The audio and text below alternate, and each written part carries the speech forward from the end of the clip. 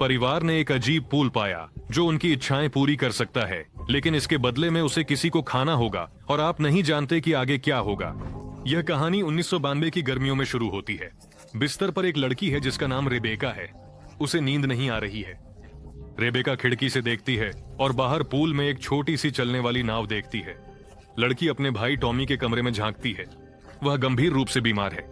Rebecca उसके लिए उस नाव को निकालना चाहती है और रात के बीच में पूल की ओर जाती है। वह एक जाल उठाती है और नाव को उसमें पकड़ने की कोशिश करती है। हालांकि जाल की लंबाई पर्याप्त नहीं है। लड़की फिसल जाती है और पूल में गिर जाती है। उसके पास उसकी माँ आती है और रेबेका को हाथ बढ़ाती है। लड़की पानी के ऊपर आती है, लेकिन उसकी माँ यहाँ नहीं है। रेबेका पूल से बाहर निकलना चाहती है, लेकिन उसे नाव की याद आती है और वह उसके लिए वापस जाती है। इस पल में कुछ उसे पकड़ लेता है और पानी के नीचे खींच ले जाता है। हम कई बार एमागामी शब्द सुनते हैं। रेबेका अज्ञात राक्षस से बचने की कोशिश कर रही है और चिल्ला रही है, बचाओ। अफसोस, कोई उसे नहीं सुनता। हम वर्तमान समय में पहुंचते हैं। एक आदमी जिसका नाम रे है अपनी कार में रेडियो सुन रहा है। उसे मल्टीपल स्क्लेरोसिस है और वह अच्छा महसूस नहीं कर रहा है।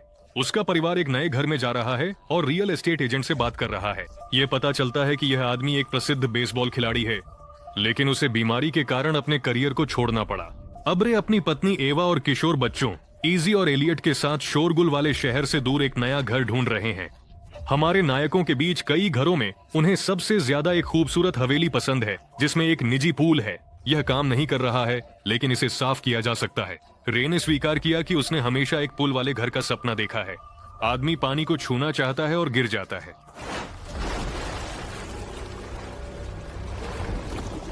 रे नीचे जा रहा है, लेकिन वह अपने बेहतरीन बेसबॉल खेलों को याद करता है और मुश्किल से सतह पर आता है।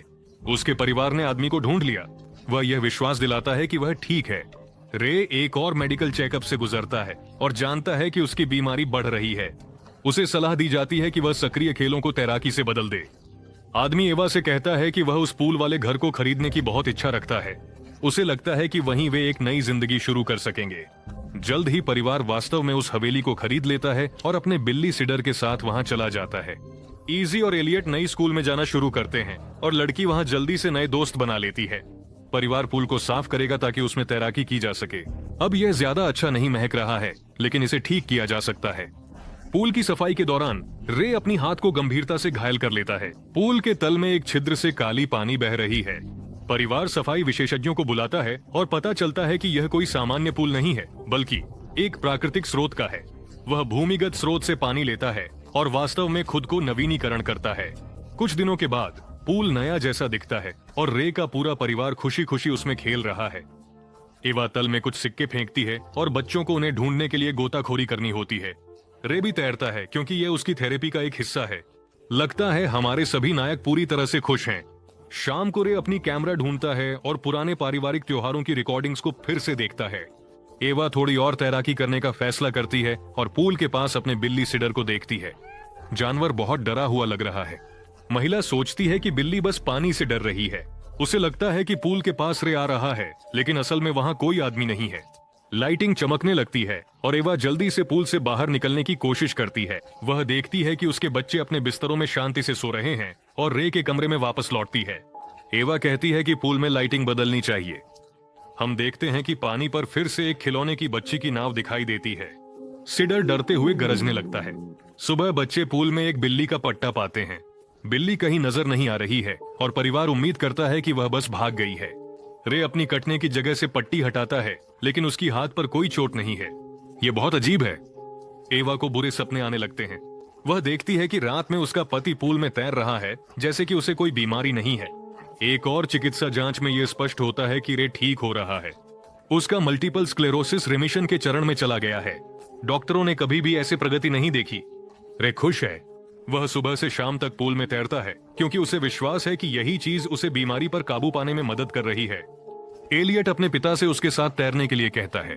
रे घरेलू कामों में व्यस्त है, इसलिए वह अपने बेटे से वादा करता है कि बाद में उसके साथ जुड़ जाएगा। लड़का पूल के तल पर एक सिक्का फेंकता है और रे को बुलाता है ताकि वह उसे निकाल सके, लेकिन आदमी उसे नहीं सुनता। एलियट तय करता है कि वह खुद उस सिक्के को निकालेगा और वह पूल के तल में डुबकी लगाता है। अचानक पूल में कई सिक्के गिरने लगते हैं। लड़का सोचता है कि उन्हें उसके पिता फेंक रहे हैं और वह सभी को इकट्ठा करना चाहता है। हालांकि पूल के पास कोई नहीं है। एलियट कुछ समय और तैरता है और अचानक किसी की आवाज सुनता है। कोई उससे मदद मांगता है। यह एक लड़की है। वह कहती है कि उसका नाम रेबेका है और उसने उसकी खिलौना पाया है। एलियट सच में नाली के छिद्र से अपना खिलौना निकालता है, लेकिन उसी समय कोई उसकी हाथ पकड़ लेता है। एलियट खुद को छुड़ाता है, पूल से बाहर निकलता है और अपनी माँ को बताता है कि उसके साथ क्या हुआ। लेकिन पूल के पास कोई नहीं है। रे मानते हैं कि उनके बेटे ने एक काल्पनिक दोस्त बना लिया है, क्योंकि वह बहुत अकेला है और वह अपनी पत्नी को एक पार्टी आयोजित करने का सुझाव देते हैं ताकि हर कोई नए दोस्त बना सके। एलियट भी अपने प्रसिद्ध पिता की तरह बेसबॉल खेलना चाहता है। वह अच्छा कर रहा है। रे तय करता है कि वह सबको दिखाएगा कि वह कितना शानदार बेसबॉल खिलाड़ी है, लेकिन अफसोस उसकी बीमारी कहीं नहीं गई और वह चूक जाता है। हालांकि आदमी हार नहीं मानता और तीसरी कोशिश में वह गेंद को स्टेडियम के बाहर दूर फेंक देता है। शाम को रे और एवा डिनर के लिए जाते हैं और बच्चों को घर पर अकेला छोड़ देते हैं। इजी अपने भाई से कहती है कि उसके मेहमान आने वाले हैं। यह उसकी प्यारी सहपाठी रोनिन है। वे साथ में पूल में तैरते हैं, मस्ती करते हैं और शानदार समय बिता रहे हैं। किसी एक पल में इजी पूल में अकेली रह जाती है। फिर से लाइट फ्लैश कर रही है। लड़की पानी में किसी की उपस्थिति महसूस करती है। वह सोचती है कि यह रोनिन है, लेकिन ऐसा नहीं है। कुछ मिनटों बाद उसे किसी तरह के राक्षस ने पकड़ लिया। वह इजी को नीचे खींचने की कोशिश कर रहा है। लड़की मुश्किल से खुद को छुड़ाती है और सतह पर तैर कर आती है। वहां उसका रोनिन पहले से ही इंतजार कर रहा है। इजी अपने बॉयफ्रेंड से कहती है कि पूल में कोई है। हालांकि इजी पर विश्वास करने वाला एकमात्र व्यक्ति उसका छोटा भाई एलियट है। हालांकि लड़की अपने भाई को यह अपने माता पिता से छिपाने का सुझाव देती है ताकि उन्हें डर न लगे और वे दुखी न हों। शनिवार को रे और एवा अपने घर के पास एक पार्टी आयोजित करते हैं। उनके पास सभी पड़ोसी आते हैं और कई तरह के नाश्ते लाते हैं। हमारे नायक ने अपने रियल्टर को भी आमंत्रित किया। पार्टी शानदार चल रही है। बच्चे और बड़े सभी अच्छा समय बिता रहे हैं, मस्ती कर रहे हैं और खुश हैं। जब युवा पूल में तैर रहे हैं, बड़े लोग नाश्ते काट रहे हैं और बातें कर रहे हैं। रे कहीं भी एलियट को नहीं ढूंढ पा रहा है। एक लड़का उससे बास्केटबॉल का एक गेंद साइन करने के लिए कहता है, जिसे उसने हाल ही में मैदान के बाहर फेंका था। वह ऑटोग्राफ देता है और बेटे को भूलकर पूल में कूद जाता है।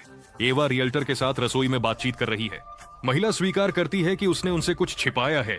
बात यह है कि कई साल पहले इस पूल में पिछले मालिकों की बेटी, एक लड़की जिसका नाम रेबेका समर्स था, डूब गई थी। एवा को यह बहुत डराता है क्योंकि एलियट पहले ही उसे यह नाम बता चुका है। इस पल में रे और उसके दोस्त किशोरों के कंधों पर बैठ जाते हैं और यह प्रतियोगिता करते हैं कि उनमें से कौन पहले अपने प्रतिद्वंद्वी को पानी में गिराएगा। रे की टीम जीत जाती है, लेकिन एक अंधेरे प्राणी द्वारा पुरुष को नीचे खींचने की कोशिश की जाती है। ऐसा लगता है कि वह रे के अंदर घुस रही है। आदमी लड़के को अपने कंधों पर मजबूती से पकड़े हुए है और उसके साथ डूब रहा है। यह एलियट देखता है। वह एवा की ओर दौड़ता है और कहता है कि पापा को मदद की जरूरत है। कुछ पुरुष पूल में कूदते हैं और पहले किशोर को, फिर रे को बचाते हैं। पार्टी तुरंत बंद कर दी जाती है। एवा पड़ोसियों को समझाती है कि रे अपनी बीमारी के कारण नियंत्रण खो चुका है, लेकिन वे कुछ सुनने को तैयार नहीं हैं और रे से अपने बच्चों से दूर रहने की मांग करते हैं। एवा अपने पति से कहती है कि इस पूल में कुछ ठीक नहीं है और रे से यहाँ से जाने का सुझाव देती है। हालांकि आदमी की कार में एक और दौरा शुरू हो जाता है। वह सांस नहीं ले पा रहा है, इसलिए परिवार घर लौट जाता है। रे अपनी पत्नी से कहता है कि उसे पूल में ले जाए क्योंकि पानी में बहुत अच्छा लगता है। इसके बजाय एवा इस डरावने पूल से सारा पानी निकालने का फैसला करती है। महिला अपनी व्यक्तिगत जांच कर रही है। यह पता चलता है कि यहाँ केवल रेबेका समर्स ही नहीं डूबी थी। इस घर में और भी कुछ लोग थे जो गायब हो गए। एवा रेबेका की माँ से मिलने जाती है। इस महिला का नाम क्या है? वह लगातार अपने बेटे थॉमस के बारे में बात करती है और रेबेका का नाम तक नहीं लेती, जैसे कि वह कभी थी ही नहीं। यह संदिग्ध लगता है।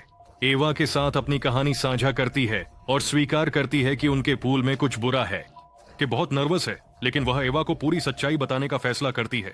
कभी इन जमीनों पर एक औषधीय स्रोत था जिसे अमागामी कहा जाता था, यानी गहरी पानी। यह इच्छा पूरी कर सकता था, लेकिन इसके बदले में उसे एक बलिदान देना पड़ता था। इस स्रोत का पानी अब उनके घर के पूल को भर रहा है। के का बेटा टॉमी बहुत बीमार था। महिला प्रार्थना कर रही थी कि वह ठीक हो जाए, लेकिन इसके बदले उसे कुछ देना था। उसने देखा कि रेबेका डूब रही थी, लेकिन अपनी खुद की बेटी को नहीं बचा पाई। इस बलिदान के कारण टॉमी जीवित रहा। के कहती है कि अब पूल रे की इच्छा पूरी कर रहा है। समस्या यह है कि पानी को एक नए बलिदान की जरूरत है। हम देखते हैं कि के अभी भी अंधेरे प्राणी के नियंत्रण में है। एवा घबराहट में पीछे की ओर जा रही है। रे की हालत और भी खराब होती जा रही है। अब वह भी अधिग्रहित हो गया है। पूल अंधेरे तरल से भर रहा है। इजी और एलीट घर लौटते हैं और देखते हैं कि उनके माता पिता कहीं नहीं हैं। एलीट बिल्ली की म्याऊं सुनता है। वह सोचता है कि यह उनका बिल्ली सिडोर है और उसे खोजने की कोशिश कर रहा है। लड़का सड़क पर घूमता है और पूल के पास पहुंच जाता है। वह देखता है कि वह फिर से पानी से भरा हुआ है। उस पर एक फ्लेमिंगो के आकार का इन्फ्लेटेबल रिंग तैर रहा है और उसमें सिडोर बैठा है।